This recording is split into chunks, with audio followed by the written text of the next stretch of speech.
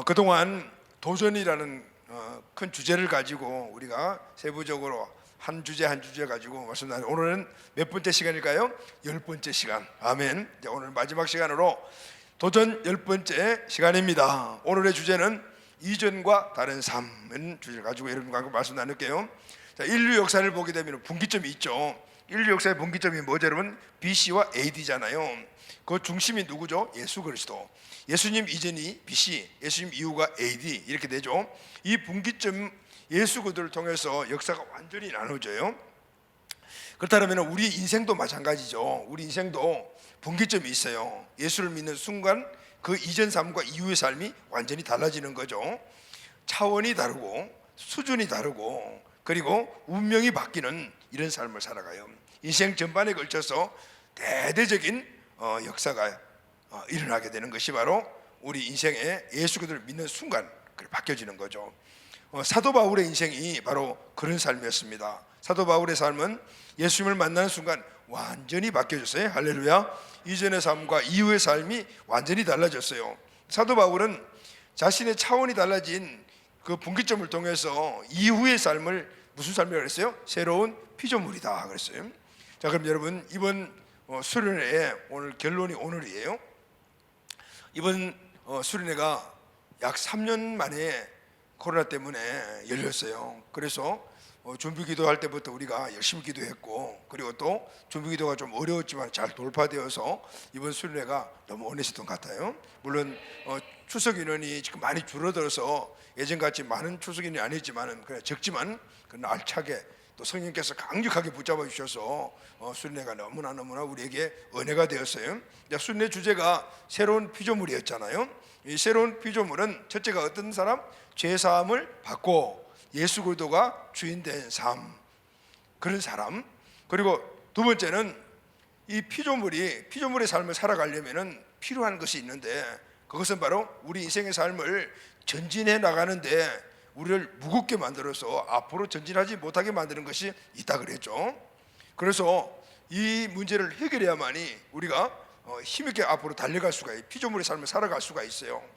그 무게가 뭐죠? 우리를 무겁게 만드는 것, 그것은 우리 이 몸무게가 많이 나가는 거, 이런 체중이 아니고 우리 마음의 무게다 그랬어요. 그래서 우리 마음의 무게는 우리 마음 안에 있는 상처, 부정적인 생각들, 이런 것들이 우리 마음을 너무 무겁게 만들죠. 그래서 이 마음을 무겁게 만드는 우리 상처, 견고한 진들, 우리가 두 번째 날 낮 시간에 치유받는 시간을 가졌죠. 여러분 치유받고 나니까 어때요? 엄청 가볍죠. 몸무게는 원래 그대로 존재하고 있지만 마음이 가벼워지니까 몸이 가벼워지는 것을 느낄 수가 있어요. 근데 이 치유는 여러분 계속해서 우리가 받아야 돼요. 왜냐하면 어쩔 수 없이 우리가 세상에 나가 살다 보면은 많은 사람들을 만나고 그런 환경 속에 살다 보면은 어쩔 수 없이 받는 마음의 상처가 한두 가지가 아니죠. 그래서 마음의 상처를 우리가 예방하는 방법이 있어요. 그 예방하는 방법이 뭐냐면은 우리 기준을 똑바로 하는 거죠. 기준이 뭐냐면은 내가 어떻게 살아가야 할 것인가. 바로 여러분들이 훈련받는 목표가, 이유가 바로 그거예요. 여러분 사람들이 왜 자기 멋대로 사냐면 기준이 없어 그래요. 주인이 자기거든요. 그 자기 기준이거든요. 근데 여러분 내가 기준되어 내가 알고 있는 삶을 살아간다면 결국은 내가 살아가는 것이 아니에요. 내 기준이 어떻게 해서 생겼어요, 여러분? 내가 스스로 만든 기준은 하나도 없어요. 받아들여 가지고 그걸 만들어 가지고 어떤 사람들은 냉면도 만들고 어떤 사람들은 비빔밥도 만들고 어떤 사람들은 그냥 맨밥도 먹고 그래가지고 자기가 만든 거예요. 그게 다 들어오는 거예요. 그러니까 우리에게 인생의 삶을 행복하게 살지 못하도록 만드는 그런 기준을 주는 환경들이 우리 주변이 전부 다란 말이에요. 여러분 갖고 있는 핸드폰에서부터 시작을 해서 여러분들이 만나는 친구들, 그리고 또 우리가 살아가는 삶의 어떤 그 관계를 맺는 사람들과, 그리고 또 우리 살아가는 모든 환경들, 미디어를 통해서 우리가 받는 이 모든 것들이 우리 인생의 삶을 행복하게 못하게 만드는, 그런데 세상 사람들은 그것을 행복한 것이라고 생각을 해요. 근데 여러분 우리가 치유를 받아보니까 어때요? 아, 그렇구나. 내가 갖고 있는 이 생각대로 살았던 것들이 참으로 우리를 행복하지 못하게 만드는 거구나라는 걸 대부분이 다 깨닫게 되거든요. 그래서 여러분 오늘 우리는 기준을 분명히 해야 되고, 근데 기준을 갖고 있다 하더라도 세상에 이런 우리를 향한 공격이 너무 강력해요. 너무너무 점점 우리가 앞으로 갈수록 더 강력해져. 근데 성경은 그렇게 분명히 이야기를 하고 있어요. 왜냐하면은 말세가 뭐냐면은, 말세는 지금 이제 곧 지구가 망하는 이게 말세가 아니고, 말세는 예수님이 오신 때부터 말세예요. 그때부터 말세가 이미 시작되었고, 그리고 어디까지 가냐면 예수님이 승천하셨잖아요. 그리고 다시 오시잖아요. 그러니까 끝나는 날이에요. 그런데 성경에 보게 되면은 그 말세가 어떤 모습인가를 막 쫙 내어놓고 있어요.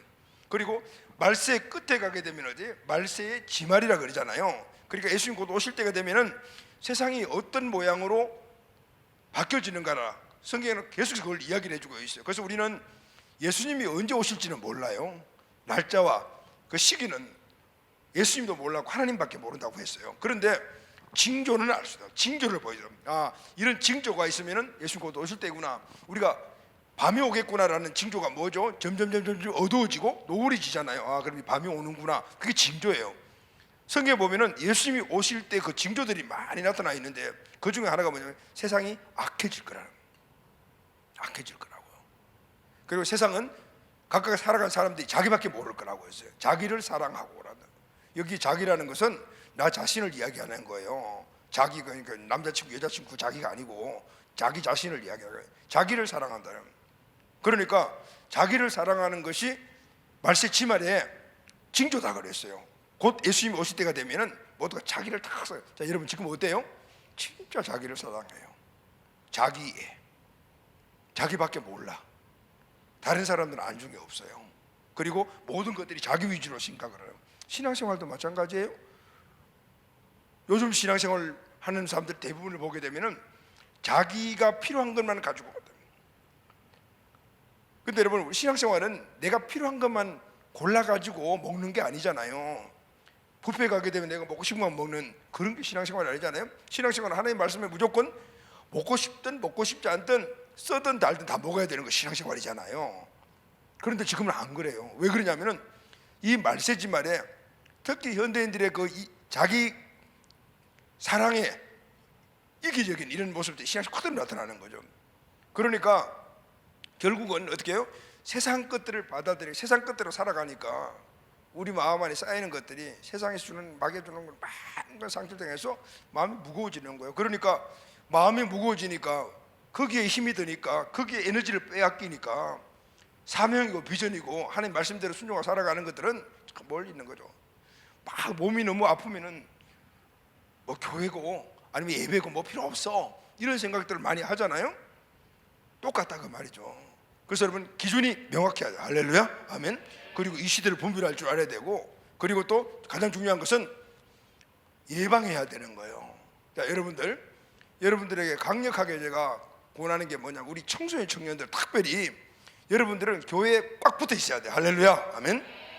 교회 떠나면은 죽는 거예요. 그냥 그게 무슨 얘기냐면, 교회 하면은 이 건물 교회를 생각을 하지만은 교회는 그리스도의 몸이라 그랬죠. 그러니까 그리스도의 몸에 우리가 지체로서 붙어 있어야 돼요. 그래야만이 우리가 예수 그리스도의 능력으로 살아갈 수가 있고 예수님을 떠나지 않고 살아갈 수가 있어요. 그러나 또 가시적으로 봤을 때는 우리 삶의 모든 그 근거지가 교회가 돼야 돼. 그건 건물적인 교회를 될 수 있고 우리 셀이 될 수도 있고 공동체도 될 수 있고 또 우리 가족들까지 함께 이렇게 생활하는 것도 될 수 있거든. 그래서 이번에 공간도 여러분들에게 만들어주고 만들자라고 한 이유가 바로 그거예요. 왜냐하면 십자가 달린 이 건물에는 불신 가족들이 오기가 참 어렵거든요. 그러나 카페나 다른 공간 같으면 오기 쉽거든요.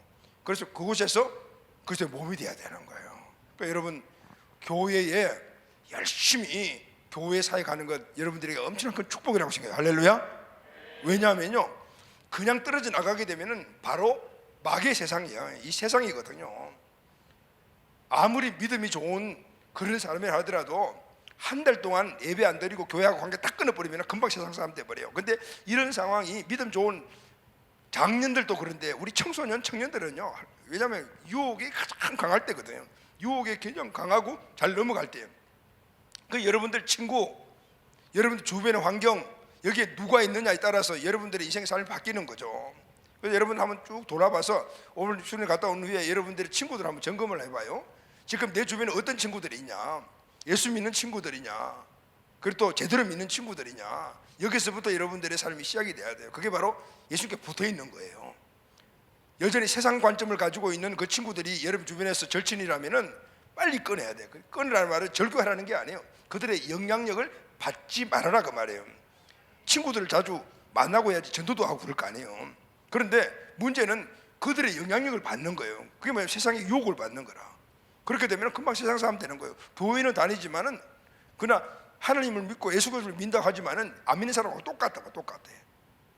그래서 우리가 살아야 돼. 어느 교회 목사님은 그런 이야기를 하더라고요. 목사님 청년들을 바깥에 보내지 말고 매일 교회 붙잡아 놓으세요. 그러면은 애들이 튀어나가죠. 애들을 붙잡아 놓는 것이 목사님이 청년들을 사랑하는 겁니다라고 해서 저는 그걸 동의를 해요. 여러분들 목사님이 교회가 니들 교회 나와라, 교회 사역해라, 이거 해라 하는 그 교회가 여러분들에게는 정말 좋은 교회라고 하신가야 돼요. 지금 모르죠. 조금 지나보면 금방 알게 되어 있어요. 그래서 여러분 열심히 예수님께 붙어 있으세요. 할렐루야. 아멘. 그건 바로 믿는 사람들과 함께 하는 것이고, 교회에 적극적으로 예배 참석하고 모임 참석하는 것이 그쪽에 붙어 있는 거예요. 여러분 아마 여러분들이 치유수양을 하면서 그런 것들을 많이 느꼈을 거예요. 예수님께 붙어 있는 것만이 우리가 살 길이다라는 거예요. 자, 이렇게 피조물의 삶을 살아가려면은 마음이 가벼워야 된다. 그러려면은 늘 주님과 함께 있는 것이 예방이고, 내가 강한 그런 피조물이 돼야만이 나아가서 다른 사람들을 피조물로 만들 수가 있다 그 말이죠. 그리고 세 번째는 뭐죠, 여러분? 마음이 가벼워야 될 뿐만 아니라 우리는 힘이 있어야 된다. 할렐루야. 능력이 있어야 된다. 그 능력이 뭐죠, 여러분? 성령의 권능. 아멘. 그래서 성령의 충만함을 우리가 함께 있고, 그렇게 이번 수련회를 잘 마쳤잖아요. 근데 여러분 마침이 끝난 게 아니에요. 이제부터는 새로운 피조물의 삶을 살아야 돼요. 그런데 여러분 새로운 피조물의 삶을 사는 게 아니고 살아내야 돼요. 이제 계속해서 이전보다 더 많은 공격들이 우리에게 있거든요. 그러려면은 더 큰 힘을 가지고 새로운 피조물의 삶을 살아가야 돼요. 자, 오늘은 이제 마지막 시간으로 전체적인 도전 10번째 시간 뿐만 아니라 수련의 마지막 시간으로 새로운 피조물은 어떻게 살아가야 되는가, 어떻게 목적을 두고 살아가야 되는가, 이 부분을 여러분들과 함께 나누도록 하겠습니다. 새로운 피조물은 전혀 다른 삶을 살아야 된다 그랬죠. 완전히 차원이 다른 삶을 살아야 되는데 그 삶이 어떤 삶인가를 우리가 오늘 함께 나누도록 할게요. 할렐루야. 아멘.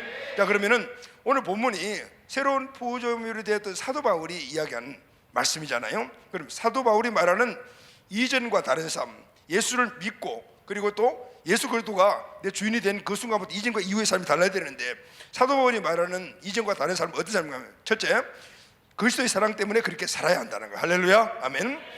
본문 고린도후서 5장 11절에서 12절을 보게 되면 사도 바울은 고린도 교회로부터 자신의 직분 사도에 대해서 강한 비판을 받아요.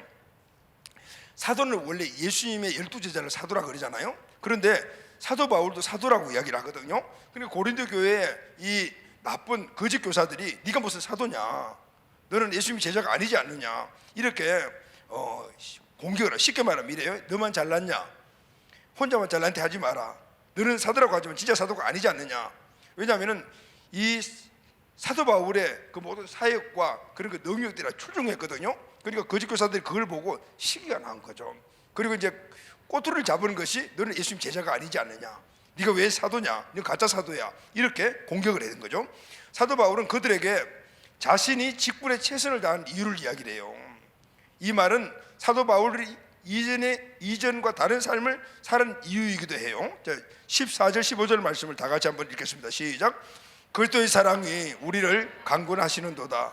우리가 생각하건대 한 사람이 모든 사람을 대신하여 죽었은즉 모든 사람이 죽은 것이라.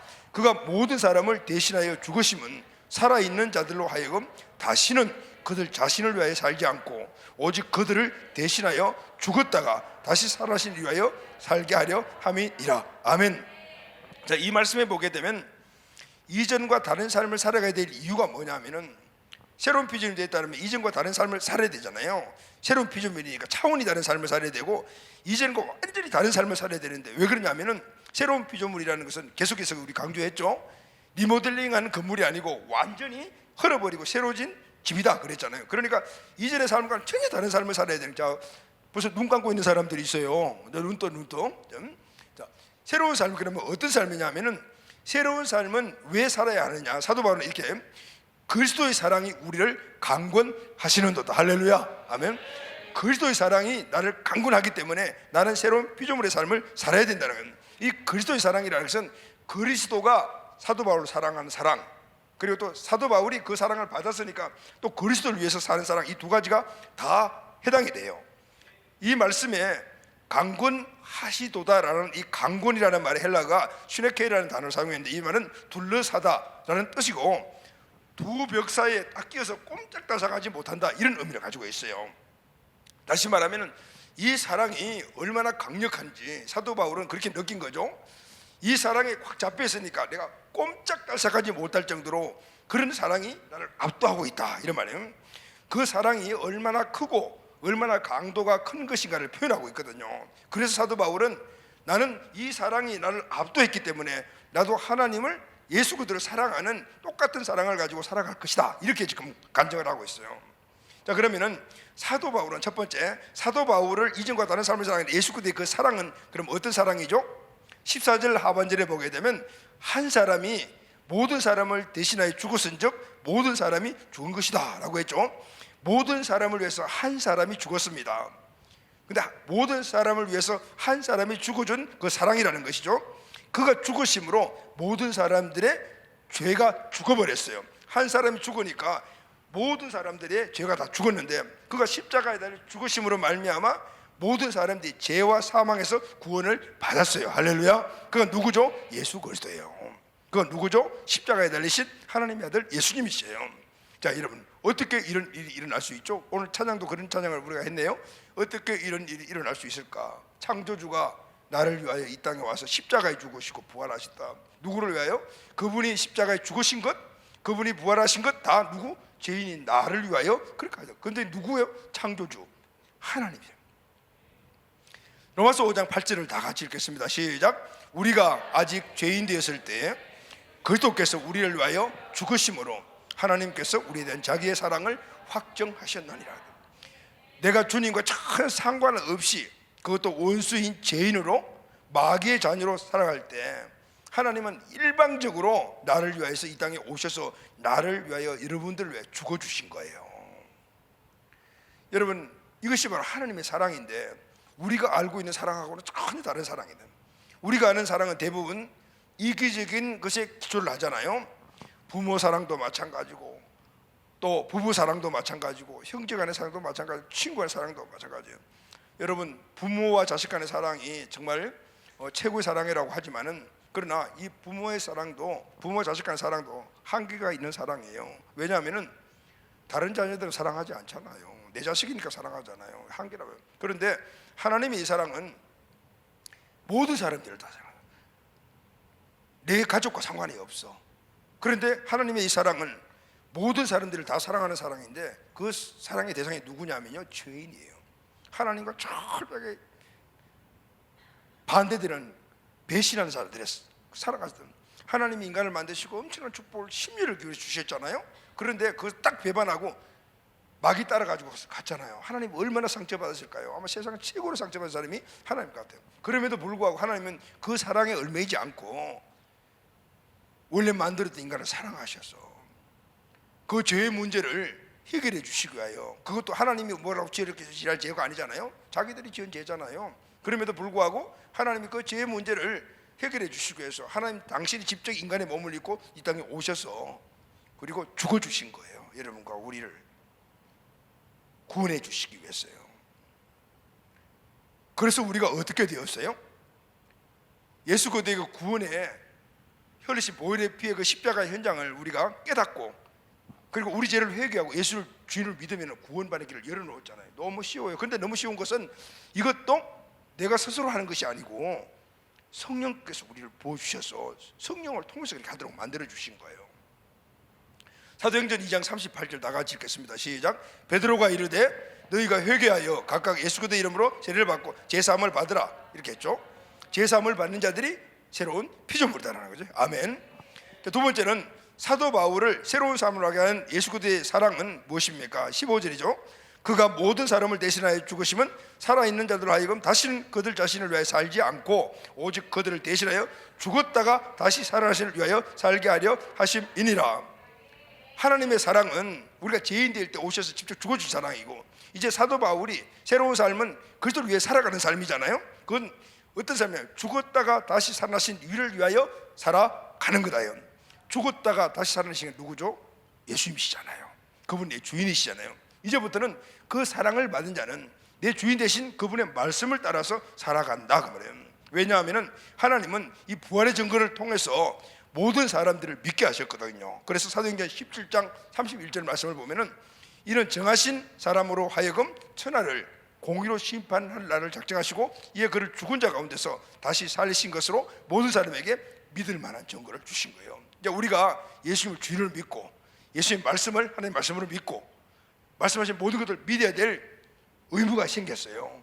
그런데 이 의무라기보다는 우리가 안 믿으면 하나님의 공의 심판을 받을 수밖에 없는 지경에 이르게 된 거예요. 왜냐하면 예수님이 부활하심으로 말미암아 하나님의 아들이라는 사실이 증명되었기 때문에. 예수 그리스도의 부활하심은 죽은 자와 산 자의 주가 되려 하심이라 그랬죠. 그런데 그분이 이제 마땅히 우리 주인이 돼야 돼요. 그분이 우리의 주인이 되지 않으면 우리는 공의 심판의 대상이 되어버리는 거예요. 믿을 만한 증거가 뭐죠 여러분? 바로 예수님의 부활이에요. 부활의 증거를 통해서 십자가에서 죽으시고 부활하신 예수님이 살아계신 하나님의 아들이라는 사실을 증명했기 때문에 우리는 그분을 주인으로 믿어야 되는 거예요. 예수님의 부활의 증거를 통해 예수님이 하신 모든 말씀과 성경 말씀이 믿어지게 되었어요. 무엇보다도 부활의 증거를 통해서 예수님이 하나님 아들이라는 사실이 믿어지는 순간에 성령의 역사를 통해서 내가 주인 되어 살았던 모든 것들을 회개하고 주인 대신 예수님 앞에 굴복하는 역사가 일어났던 겁니다. 이때 마음의 주인이 바뀌었죠.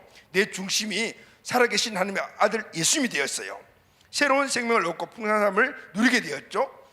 이 삶을 우리가 뭐라고 그러죠? 풍성한 삶이라고 그래요. 예수 그리스도의 생명이 있는 사람들은 풍성한 삶을 사는데, 그 풍성한 삶이라는 것은 내 힘으로 사는 삶이 아니고 내 안에 계신 생명 대신 예수님의 능력으로 사는 삶을 풍성한 삶이라고 그래요. 이 예수님의 능력으로 살아갈 때 마귀를 이기고 세상을 이기고 나 자신을 이기는 그런 삶을 사는데, 이 삶이 바로 풍성한 삶이에요. 요한복음 10장 10절 다 같이 시작. 도둑이 오는 것은 도둑질하고 죽이고 멸망시키는 것뿐이요 내가 온 것은 양으로 생명을 얻게 하고 더 풍성히 얻게 하려 하심이니라. 아멘. 자, 바울은 이 모든 것이 하나님의 은혜요 하나님의 사랑임을 알았어요.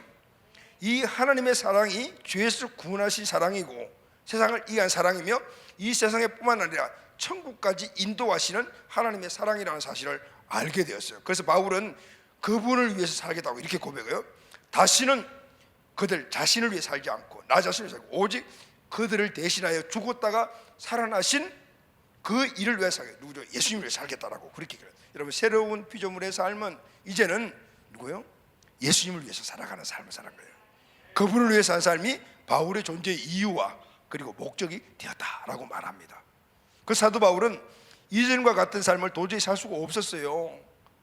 하나님의 사랑을 깊이 깨닫고 그분의 부활하심을 통해서 그분이 나의 주인 되심을 알게 되니까 나는 이전과 같은 삶을 도저히 살 수가 없구나 라는 것을 알게 되다. 여러분이 새로운 피조물이라는 사실이 확실하게 믿어지게 된다면요, 당근 올라온 내 생각이 뭐냐면, 나는 이전과 같이 살면 안 되겠구나. 제가 예수 그들을 만나고 성령의 충만함을 함께 성령세를 받은 그 다음 날 아침에 눈을 딱 뜨니까 세상은 똑같은데 내 생각이 딱 달라져 있어. 나는 다른 삶을 사는 사람이구나. 그러니 세상이 달라 보이더라고. 새로운 피조물의 삶이 바로 그건 거예요. 내가 새로운 피조물이라는 사실을 인식하는 그 순간에 이미 세상에서 내가 어떻게 살아가야 하는가를 갖다가 딱 인지하게 되니까 세상이 달리 보이는 거예요. 그때부터 세상이 만만하게 보기 시작을 했어요. 할렐루야, 아멘. 빌립보서 1장 20절에서 21절 말씀을 다 같이 읽겠습니다. 시작. 나의 간절한 기대와 소망을 따라 아무 일이든지 부끄러워하지 아니하고 지금도 전과 같이 온전히 담대하여 살든지 죽든지 내 몸에서 그리스도가 존귀하게 되려 하나니 이는 내게 사는 것이 그리스도니 죽는 것도 유익함이라. 내 안에 그리스도가 사시니 그분이 어떤 분이죠? 하나님의 사랑의 결정체, 나를 위하여 십자가에서 자기 몸을 찢으신 그분이잖아요. 그래서 내 죄를 구원해 주잖아요. 만약 그분이 십자가에서 자기 몸을 찢지 않으셨다면 우리는 이미 계속해서 지옥으로 갈 수밖에 없는 존재인데, 그분이 이 땅에 오셔서, 창조주가 이 땅에 오셔서 우리 죄인인 인간 철천지 원수인 나를 위하여 몸을 찢으심으로 말미암아 오늘 내가 구원받게 만든, 그리고 그분이 이 땅에서 내가 승리하는 삶을 살아갈 수 있도록, 마귀를 이기고 살아갈 수 있도록, 죄를 이기고 살아갈 수 있도록, 상처를 이기고 살아갈 수 있도록 주인이 되어 주시다. 이것을 알게 될 때는 이제 나도 이 은혜를 알게 될 때, 이제 나도 이 놀라운 사랑을 알게 된 나도 주님 위해서 죽겠어요, 이런 결론이 나오게 되는 거예요. 여러분, 이 사랑을 깨달았습니까? 할렐루야, 아멘. 이 사랑이 믿어집니까? 아멘. 이 사랑이 여러분들을 압도하고 있습니까? 강권하고 있습니까? 바울처럼 새로운 피조물, 새로운 삶, 이전과 같지 않은 삶의 결단들이 여러분들에게 있습니까? 그래야만이 새로운 피조물의 확신을 내가 갖고 살아가는 존재란 말이에요. 그때부터 인생의 삶이 바꿔지고 세상이 바꿔주는 거예요. 자, 그러면은 구체적으로 두 번째, 사도 바울의 이전과 다른 삶은 뭘까요? 여러분, 우리가 새로운 피조물이면 우리가 바뀌어진 삶을 살아야 되는데 그 삶이 구체적으로 어떤 삶일까? 오늘 그걸 여러분들에게 이야기하려고 하는 거예요. 첫째가 뭐냐면 관점이 다른 삶이라. 관점이 다른 삶. 사도 바울이 주님을 만나고 그 인생의 삶이 새로운 피조물이 됐을 때 어떤 삶을 살았냐면은, 오늘 16절 말씀을 다 같이 읽겠습니다. 시작. 그러므로 우리가 이제부터 어떤 사람도 육신에 따라 알지 아니하노라. 비록 우리가 그리스도도 육신을 따라 알았으나 이제부터는 그같이 알지 아니하노라. 이 말씀에 육신을 따라라는 말이 나오죠. 헬라어로 카타시르카라는 이 단어는 세상적인 방법으로, 인간적인 기준으로, 이전에는 세상적인 방법으로 인간적인 기준으로 그렇게 살았지만은 이제는 아니요, 육신을 따라 살지 않고 그리스도께 하신 말씀을 따라서 살아가겠다 그 말이에요. 할렐루야, 아멘. 이게 새로운 피조물인 거예요. 새로운 피조물에도 불구하고 여전히 엔진과 같이 육신을 따라서, 육신이 뭐죠 여러분? 육신의 욕구는 육신의 정욕, 안목의 정욕, 이성의 자랑, 세상이 우리에게 만들어준 그런 가치관, 자기 자신을 사랑하고 세상을 사랑하고 마귀를 사랑하는 이런 것들이 육신의 우리 살아가는 삶이에요. 이런 관점으로 우리가 살았잖아요. 새로운 피조물이 되게 되면 관점이 달라진단 말이죠. 이제부터는 그같이 알지 아니하노라 그랬어요. 이제부터는 그렇게 살지 않겠다는 거예요. 지금은 달라졌다 그 말이에요. 세상적인 관점이 아니라 영적 관점으로, 예수 그리스도의 관점으로 그렇게 살겠다 그 말이에요. 왜냐하면 그리스도가 주인이기 때문입니다. 할렐루야. 예수 그리스도가 내 중심 주인이기 때문에 이제는 내가 보는 모든 관점은, 이전에는 육신을 가지고 다 관점을 봤지만은 이제는 예수님이 주인이니까 예수님의 관점을 가지고 보겠다. 예수님의 관점을 가지고 세상을 보겠다. 예수님의 관점을 가지고 우리 가정을 보고, 예수님의 관점을 가지고 아내를 보고 남편을 보고 어머니 아버지를 보고 친구를 보고 세상에 나아가서 우리 내 모든 삶의 현장을 예수님의 관점으로 가지고 보겠다. 왜냐하면 내 주인이 예수님이기 때문에. 할렐루야, 아멘. 그 말은 이제는 내 모든 것들이 예수님의 것이기 때문에, 이제 귀도 마찬가지예요. 이전에는 내 마음대로 내 귀를 가지고 사용해서 이것도 좋고 저것도 좋고 듣고 싶은 거 다, 이제는 예수님의 귀이기 때문에 예수님의 귀로서 예수님이 듣기를 원하시는 것만 듣겠다 그 말이에요. 예수님이 좋아하는 것만 보겠다는 거예요. 예수님이 좋아하는 곳으로만 가겠다 그 말이에요. 예수님이 좋아하시는 행동만 하겠다. 이것이 바로 새로운 피조물의 관점이 다른 삶이에요. 이전에 내 육신을 따라 살았고 내 마음대로 살았던 이런 것들은 마귀가 끌고 가는 대로 살았던 삶이었어요. 그러나 이제는 누가 나를 데리고 가죠? 예수님이. 그 예수님이 나를 데리고 가는 이 삶은 그분의 말씀에 순종하는 삶을 살아가는 것이요. 이제부터는 그리스도의 능력으로 행동하고 그리스도의 지혜를 가지고 살아가고 그리스도의 주인 되었기 때문에 그렇게 살아가는 거예요. 세상과 완전히 반대되는 삶을 살아가는 거예요. 이전에는 세상과 똑같은 삶을 살았지만 새로운 피조물은 세상과 반대되는 삶을, 그렇게 살려면 관점이 달라져야 되는 거예요. 그 관점은 그리스도의 말씀인 거다. 할렐루야, 아멘. 그분이 주인이 되었다면 관점이 달라지는 건 당연하다. 예수 그리스도가 주인이 돼요. 아침에 일어나 세상이 바뀌어지다 그랬죠. 그리고 관점이 달라졌어요. 이전에는 출근할 때 돈 벌기 위해서 정말 힘들어가지고 막 질질 끌리다시피 그렇게 갔는데 발길이 너무 가벼운 거예요. 왜냐하면 오늘 가서 아무개 꼭 전도해야 되겠다는 마음 생각이 바뀌어요. 그러니까 출근길이 마음이 너무 가벼운 거예요. 여러분, 학교 가고 그리고 또 회사 출근하는 발길이 어때요? 좀 무겁지? 요즘 가벼워졌어요? 무겁다 그랬어요. 왜냐하면 세상과 부딪혀가지고 그래서 뭔가를 이겨가지고 내가 뭔가를 원하는 걸 해야 된다니까 헐 전쟁 정신을 가지고 나가. 그런데 여러분 그게 바뀌어졌어요. 관점이 바뀌어졌어요. 직장은 돈벌이 하는 곳이 아니라 내가 복음 전하러 가는 곳이다. 직장은 주님께서 가라는 선교지다. 나는 그곳에 파견된 선교사다. 이 마음을 갖게 되면 직장 생활이 달라져요. 관계들이 달라진다 그 말이죠.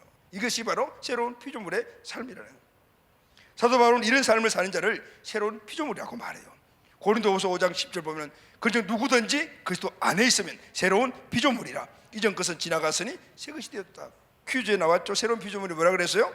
카인의 크트시즈라는 이 단어는 그리스도를 통해 재창조되어 본성을 갖게 된 피조물. 여러분들이 만약 피조물이 되었다면 여러분 학교 교실에서 직장에서 이전과 똑같은 삶을 살면 안 된다고 말이에요. 새로운 피조물이 아니라고 말이에요. 리모델링이 아닌 새로 건축된 건축물이기 때문에 완전히 바뀌어져야 되는 거예요. 관점이 바뀌어진다. 생각이 완전히 바뀌어진다. 에베소서 2장 10절에 보면 우리는 그가 만드신 바라 그것도 예수 안에서 선한 일을 위하여 지으신 반자니 이 일은 하나님이 전에 예비하사 우리로 그 가운데 행하게 하심이라. 예수 안에서 선한 일을 위하여 지으심을 반자라. 새로운 피조물은 그리스도의 사랑을 알고 십자가 사랑을 알고 그리스도가 주인되어 새로운 영적 차원의 삶을 사는 바로 관점이 바뀐 사람을 이야기한다. 사도 바울은 이 새로운 피조물의 신분을 감격적으로 이렇게 선포해. 이전 것은 지나갔으니 보라 새 것이 되었도다 그랬어요. 이전 것은 다 지나갔다. 육신으로 판단했던 것, 세상 가치관으로 살아갔던 것 다 지나갔다. 이제는 필요 없다 라고 상관없는 것이다. 그리고 보라 새로운 피조물이 되었다라고. 보라는 말은 감정사인데 엄청 큰 감정사예요. 승리의 선포예요. 나는 완전히 새로운 존재가 되었다. 그런데 세상 관점으로 보게 되면 사도 바울의 이전 것들은 세상이 허무하는 것들이었어요. 학식, 명예, 신분, 사람들이 다 갖고 싶어하는 거예요. 그런데 이런 것들을 배설물로 여겼단 말이에요. 왜냐하면 새로운 차원의 신분과 비교해보니 좋게 비교가 되지 않더라고 말이에요. 여러분 새로운 피조물이 되었음에도 불구하고 여러분의 가치관이, 여러분의 생활, 삶의 기준이, 우선순위가 아직까지도 예전 것을 그대로 갖고 있다면 여러분은 새로운 피조물의 삶을 사는 것이 아닙니다. 육신을 따라 살고 안목의 정욕을 따라 살고 세상의 재물과 물질을 우선두고 사는 그 삶을 아직까지 살고 있다면 우리는 진짜 새로운 피조물이 되었나? 내 중심이 예수 그리스도신가?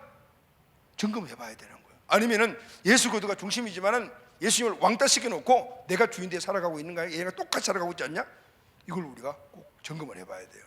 여러분 이번 수련회를 통해서 새로운 피조물의 확신을 가졌죠? 할렐루야, 아멘. 이제 새로운 삶의 결단들이 있어야 돼요. 그리고 그렇게 살아내야 돼요. 모든 삶에서 뭘 가지고 산다고요? 예수님의 관점을 가지고 산다. 이제는 내 중심이었지만은 예수님 말씀을 따라서 살아간다. 그때 여러분의 삶 안에 예수님의 능력이 나타나는 거예요. 내 중심으로 살면 내 힘으로 살아가야 되니까 맨날 패배하고 일어나면 또 패배하죠. 그러나 예수님이 중심으로 살아가게 되면 예수님의 능력으로 살아갈 때 우리는 궁극적인 승리자가 될 수 있고, 우리도 물론 넘어지기도 하잖아요. 그러나 일어나잖아요. 할렐루야. 7번 넘을 때 8번 일어나고, 우리가 우겨쌈을 당하고 답답한 일을 당하고 사방으로 공격을 받아도 우리는 거꾸로 떠지 않고 일어난다. 할렐루야. 우리 안에 전능하신 그분의 능력이 우리를 이렇게 세워주신다는 거예요. 여러분 관점이 바뀌어진 삶이 우리 모든 삶에서 이루어지게 되기를 예수님의 이름으로 축원합니다. 아멘. 두 번째는요, 사명과 비전의 삶을 살아가는 거예요. 관점이 바뀌었을 뿐만 아니라 거기에 우리 사명과 비전을 발견해야 돼요. 고린도후서 5장 18절 보면은 모든 것이 하나님께로 났으며 그가 그리스도로 말미암아 우리를 자기와 화목하게 하시고 또 우리에게, 다같이 시작, 우리에게 화목하게 하는 직분을 주셨다. 아멘. 사도 바울은 예수님과 화목하게 된 존재로서 이제는 화목하게 될 뿐만 아니라 이제 나에게 주어진 사명과 비전이 다른 사람을 하나님과 화목하게 만드는 것이다 라고 말해요. 우리가 내 삶의 현장에서 관점이 바뀐 삶을 살아가야 될 뿐만 아니라 그곳에서 구체적으로 해야 될 비전이 뭐냐면은 다른 사람들, 예수 믿지 않는 사람들, 예수가 주인이 아닌 사람들, 피조물이 아닌 사람들을 새로운 피조물로 만든다는 것을 바로 하나님과 화목하게 만드는 직분이다. 할렐루야, 아멘. 사도 바울의 또 하나의 차원이 다른 삶은 화목케 하는 사명을 위해 생명을 건 삶을 살았다고 말하죠. 여러분, 예수 믿고 구원받아 새로운 피조물의 삶의 감격적인 삶이 내 삶 안에서 그냥 알콩달콩 살아가는 것이 아니고 그 삶 안에서 이제 다른 사람을 하나님과 화목하게 만드는 그 사명을 내가 이루고 가야 된다. 고린도서 5장 13절 말씀 보면은 우리가 만일 미쳤어도 하나님을 위한 것이요 만일 정신이 온전하여도 너희를 위한 것이라. 대단하죠? 사도 바울의 이런 삶을 사람들이 너 미쳤다 그랬어요.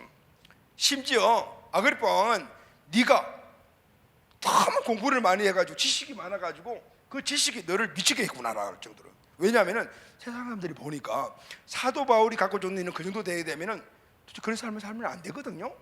그런데 생각지도 못한 삶을 살거든요. 그러니까 너 정신없구나, 미쳤구나 이렇게 이야기했다.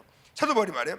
내가 미치다 해도 하나님을 위한 것이요 정신이 없다 해도 너희들을 위한 것이니 이것은 온전한 것이다 이렇게 말해요. 여러분, 우리가 이제 진짜 새로운 피조물의 삶의 관점을 가지고 내 삶 속에서 예수 그리스도를 알지 못하는 사람들을 하나님과 화목케 하는 이 일에 초점을 맞추고 살면요, 세상 사람들이 그렇게 이야기를 해요. 아니, 우리 가족부터 그런 이야기를 해요. 너 미쳤니? 너 지금 교회 좀 나가더만은 이렇게 됐다. 너 광신자 됐구나 이렇게 이야기를 해요. 그런데 여러분, 사도 바울이 말하죠. 사람들이 그래, 미쳤다 해도 그건 당연한 거다, 정상이다. 우리가 미친 삶을 살아야 된다. 미쳤다니까 정신적으로 이상한 사람들이 아니에요. 하나님이 원하는 기준에 미치는 것이 미치는 거예요. 세상 사람들은 그게 미치지 않으니까, 그 영역까지 올라오지 않으니까 그 이상하게 보니까 미쳤다라고 이야기하는 거예요. 사람들이 봤을 때 너 정신없이 살아가네, 그렇게 살면 되겠니? 이 이야기를 우리가 들어야 돼. 이것이 바로 새로운 피조물의 삶이냐, 사명과 비전이에요. 사도 바울은 이런 비난을 조금도 부인하지도 않아요. 아니야 하면서 해명하지 않아요. 당연한 거로 받아들인다. 왜냐하면 그들이 수준으로는, 그렇게 말하는 사람들의 수준은 지극히 정상적이기 때문이라는 거예요. 너희들이 그렇게 이야기하는 건 정상이야. 왜냐하면 하나님이 강구하시는 사랑을 체험하지 못했기 때문에 그걸 어떻게 알겠냐는 거예요. 여전히 너희들이 세상 관점을 갖고 있기 때문에 세상 관점과 다른 삶을 살아가는 이 삶을 이해할 수가 없다 그 말이에요. 여러분, 당연하게 받아들여야 돼요. 여러분들이 하나님의 가치와 비전에 충성되이 온전하게 그 일의 삶을 살아가게 되면요, 제일 먼저 공격하는 가족이에요. 너 그렇게 어떻게 살라고? 앞으로 너 어떻게 먹고 살려고? 앞으로 너 미래가 어떻게 되려고? 그런데 그분들이 그런 이야기를 할 때는 그건 내가 당연한 걸로 받아들여야 된다. 왜냐하면 아직까지 예수님을 알지 못하기 때문에. 만약에요, 목사님의 자녀들이 지금 좋은 직장을 다닌다 하더라도 그거 다 때려치우고 나는 주님의 일을 위해서 선교사로 나가겠습니다, 아니면 목회자가 되겠습니다, 아니면 사역자가 되면 아멘, 가장 큰 축복이야, 정말 잘했다, 나는 그렇게 이야기를 해요. 왜냐하면 하나님 나라 가치와 비전을 위해서 알기 때문에 그래요. 그런데 알지 못하는 부모님들은 절대 그렇게 이야기하지 않는다. 그걸 당연하다고 생각해요. 그러면 어떻게 해요? 같은 가치와 비전을 가지고 해요. 왜 교회 나가니? 왜 그렇게 매일 교회가 사니? 이렇게 이야기하시는 분들이 만약에 예수 믿는 우리 부모님을 한다면, 그렇게 만든다면 아직 가치와 비전이 새로운 피조물이 아니라는 거예요. 그러니까 그걸 우리는 당연히 받아들이고 왜 그런 이야기를 하세요? 이렇게 할 필요가 없단 말이에요. 이해를 해야 돼요. 그리고 그분들도 함께 새로운 피조물의 삶을 살아갈 수 있도록 우리가 그분들 위해 충고하고 기도해야 되는 거예요. 할렐루야, 아멘. 사도 바울은 그래서 그들이 이야기하는 그런 비난을 부인하지도 않나 했어요. 그래서 내가 미치다 해도 맞다, 내가 하나님을 위해서 미친 거야. 정신이 없다 그랬니? 내가 너희들을 위해서 정신이 없는 짓을 하고 있는 것이야. 이렇게 이야기하면 그 삶을 자기 인생의 사명과 비전을 가지고 살았다고 말해요. 우리가 강군하신 하나님의 사랑을 체험하고 차원이 다른 삶으로 결단하고 나아가면 세상 가치관을 갖고 있는 사람들의 비판이 분명히 따라온다라는 사실을 알아요. 미쳤다, 광적이다 라고, 그리고 회유해요. 내 생각을 오르냐? 너 생각이 너무 좁아. 한번 넓은 세상을 봐라. 어떻게 그렇게 살아가려고 하냐? 너 그렇게 미래를 그렇게 옹졸하게 그렇게 만들어 살아가려고 하냐? 얼마든지 행복하게 살아갈 수 있는 방법들이 많은데 왜 그런 삶을 살아가려고 하냐? 공격하다 아니면 회유해 온다. 이게 마귀의 공격. 근데 우리는 그렇게 말하는 우리 부모나 아니면 주위 환경이나 친구들을 비판하면 안 돼요. 그들이 아직까지 세상 가치를 갖고 있기 때문에 마귀가 그들을 통해서 우리에게 역사하고 있다는 사실 알아야 돼. 우리가 해야 될 일은 그래 맞다, 너희들이 그렇게 이야기하는 것, 그렇게 말씀하시는 건 당연하다. 왜냐하면 아직 수준이 세상 수준이기 때문이다. 그래서 우리는 그것을 여기는 받아들여야 되는 거예요. 이해를 해버려야 돼요. 그리고 강력하게 그렇게 만들어가는 이 세상을 지배하고 있는 악한 것과 싸우면서 이길 수 있도록 준비가 돼야 된다. 차원이 다르기 때문에, 비교할 수 없는 차원을 우리가 갖고 있기 때문에 그렇단 말이죠. 이것이 바로 새로운 피조물의 삶의 관점이고 사명과 비전이다라는 거예요. 자, 여러분, 오늘은 수련의 마지막 결론 시간뿐만 아니라 우리가 도전 10번째 시간으로 마지막 시간이에요. 근데 하나님이 일부러 만드는 건 아닌데 다 그렇게 맞게끔 만들었어요. 우리가 뭐 많은 삶에, 크찬의 삶에 연약한 분들 도전해야 하는 삶을 살아가자고 우리가 말씀을 나눴잖아요. 그리고 오늘 10번째 마지막이 바로 차원이 다른 삶이라는 것을 하나님께 딱 만들어 주신 것들이 하나님 뜻이구나라는 생각을 해요. 자, 여러분, 이 시간에 우리가 해야 될 일이 있어요. 그것은 내 이야기를 잘 들어야 돼요. 자, 고개 숙이고 있는 사람들 고개 들고, 자, 이전과 다른 새로운 삶을 움직이지 말고 앉아 있어. 새로운 삶의 결단을 해야 돼요. 할렐루야, 아멘. 왜냐하면 새로운 피조물이기 때문이에요. 자, 그럼 제가 여러분들에게 한번 물어볼게요. 자, 다 눈 뜨고 고개 들고, 자, 우리 장영국도 마찬가지예요. 스스로 한번 자기 자신에게 답변해 보세요. 내가 새로운 피조물이라는 확신이 있습니까? 아멘. 만약 아직까지 새로운 피조물이라는 확신이 없다라면 지금 여전히 내가 주인되어 살아가고 있어요. 근데 분명히 구원받았다고 한 불구하고 아직까지 이런 확신이 없다라면 예수님 내 안에 주인 되신 그분을 왕따시켜 놓고 있는 거예요. 예수님 좀 가까이 있어. 누구로 왕따시켜요? 나를 위하여서 이 땅에 오셔서 십자가에 죽으시고 피 흘리신 그분, 창조주, 그분을 왕따시키고 있다. 이게 무슨 죄죠, 여러분? 예수님 왕따시키는 죄? 원죄. 원죄에서 구원받다 지금 왕따시키고 있다라면은 마귀 사탄이 지은 죄 똑같이 싣고 있는 거예요. 여러분 그런 생각 해본 적 있어요? 십자가에 창조신 그분이 나를 위하여 몸을 찌신 그 사랑으로 내가 구원받아 그분을 내 마음속 주인으로 모셨는데 지금도 여전히 옛 내 주인 되었던 마귀를 따라 살아가고 있다라면은 우리가 은혜를 몰라도 진짜 모르는 배은망덕한 존재라는 거예요. 세상을 따라가 옛 내 주인을 따라가고 있다라면은 십자가에 죽으시기까지 나를 구원해 주신 그분의 사랑을 지금도 거부하고 있는 악한 죄를 지고 있어야 돼요. 여러분, 악한 죄가 뭐죠? 악한 죄는 하나님을 배반한 죄가 악한 죄예요. 배은망덕한 죄, 그걸 우리가 지고 있는 거예요. 새로운 피조물이라는 확신이 여러분들에게 있어야 돼요. 새로운 피조물은 십자가의 사랑으로 제사함을 받고 예수님을 중심에 모신 자들이에요. 성령님의 도움으로 마음의 상처를 치유받고 성령의 충만한, 이거 다 하나님이 선물로 주신 거예요. 그리고 그들의 사랑의 강군함을 깨닫고 그리고 관점을 바꾼 사람들이에요. 그러면은 당연히 우리는 이전과 다른 삶을 살아야 한다는 확신과 믿음이 있어야 되겠죠. 아멘입니까, 여러분? 그러면은 새로운 삶의, 새로운 피조물의 삶은 어떤 삶이라고 그랬죠? 세상과 사람들을 하나님과 화목케 하는, 내 삶의 연장에서 하나님 주신 말씀의 관점을 가지고 살아가면서 거기에 있는 사람들을 하나님과 화목하게 만드는 그 일을 하는 사람이 새로운 피조물이에요. 다시 쉽게 이야기하자면 영혼 구원을 사명과 비전으로 내 삶의 현장에서 그렇게 살아가는 사람이 바로 새로운 피조물이라는 거예요.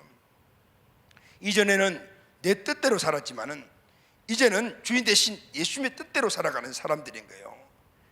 내 삶의 현장을 다른 관점으로 보는 거예요. 밥벌이 장소가 아니고, 아니면은 단지 공부를 해야 되는 장소가 아니라 그곳이 하나님이 나를 보내신 영혼을 구원하는 선교의 장소라는 것을 보는 관점이 바로 새로운 피조물의 삶인 거예요. 그것이 바로 하나님의 사랑을 보답하는, 은혜를 받은 사람들이 마땅히 해야 될 삶이라 그 말인 거예요. 단순히 구원 받았음에도 불구하고 그냥 이렇게 그냥 내 마음대로 사는 거 당연한 거지 이렇게 생각한다면요, 그것이 얼마나 큰 악랄한 죄라는 걸 모르는 것들인 거예요.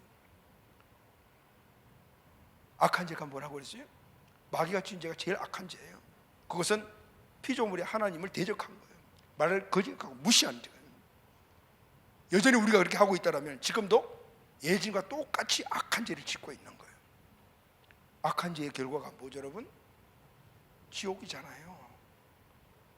여전히 내가 구원받음에도 불구하고 그런 죄를 짓고 있다라면은 지옥 갈 죄를 짓고 있으니 하나님 마음은 어떻게 해요?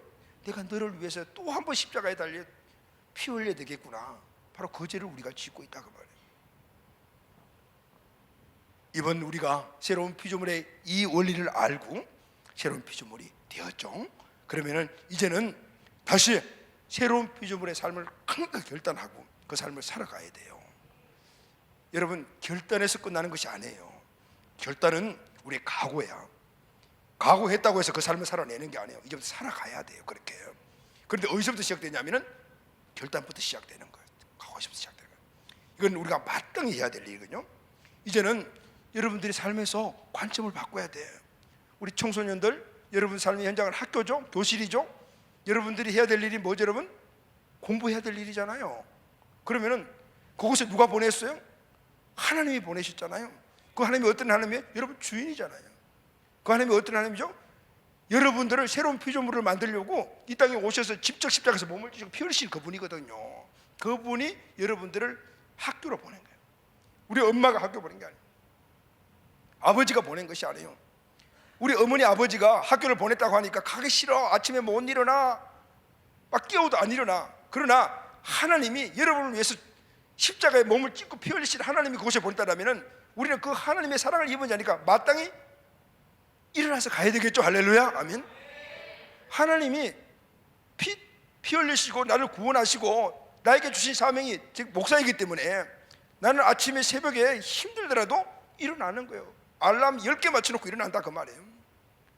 하나님이 나에게 주신 그 현장이 아침 새벽기도 현장이고 목회 현장이기 때문에. 그런데 그것이 만약에 내가 목사라는 이런 그런 사명이 없다라면 올까요? 가고 싶으면 나가고 안 나가고 싶으면 말하는 거죠. 여러분들이 학교 가고 공부하는 이유가 바로 그게. 왜 공부하라고 했을까요? 하나님이 여러분들을 공부 현장에 보내서 공부를 하라고 보내셨단 말이에요.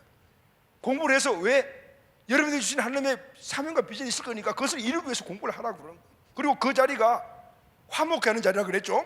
아직 여러분들처럼 예수 믿지 않는 친구들이 있다면 여러분들의 삶, 행동, 전도를 통해서 그들을 하나님께로 인도하는 곳이 바로 여러분의 도시래요. 할렐루야. 우리 청년들도 마찬가지죠. 캠퍼스도 마찬가지고 여러분들이 각 사는 직장도 똑같다 그 말이죠. 그곳에서 여러분들의 관점을 이전에는 밥벌이 하는 장소, 그냥 공부해서 앞으로 취직 잘해야 되겠다 이런 장소였지만은 이게 다른 거예요. 뭐의 관점이죠? 영적인 관점을 보고 주님이 뜻하시는 그 일을 하라고 이곳에 보내셨다라는 거예요. 이것이 새로운 피조물의 관점이라는 거예요.